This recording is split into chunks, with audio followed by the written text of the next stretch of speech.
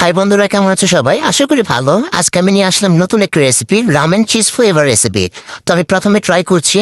তো প্রথমে গরম পানিতে আমি রামেনটি ছেড়ে দিলাম। এখন এটি স্টিম করব।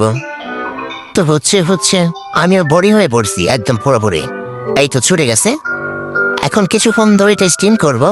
করার পর আমি বাটিতে ঢেলে নিলাম।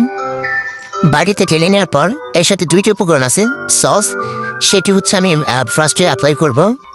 এখন এটাতে মিক্স করব। মিক্স করা হয়ে গেলে আমি শেষে হচ্ছে চিজ পাউডারটি ঢেলে দেব। এই তো সেই চিজ পাউডার। দ্যাটস ইট, আমার রেসিপি ডান। তো কেমন হয়েছে, কেমন লাগছে আমার রেসিপিটি?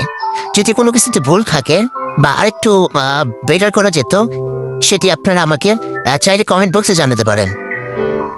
আর আপনারাও ট্রাই করতে পারেন বাসাতে, অনেক ভালো। আমি এতো খাচ্ছি, একটি ভালো একটা ঝাল ছিল আর খুবই মজার ছিল। ফ্লেভারটা খুবই সুন্দর, খুব ভালো। যদি আমার ভিডিওটি ভালো লেগে থাকে তাহলে অবশ্যই লাইক, কমেন্ট, সাবস্ক্রাইব করবেন।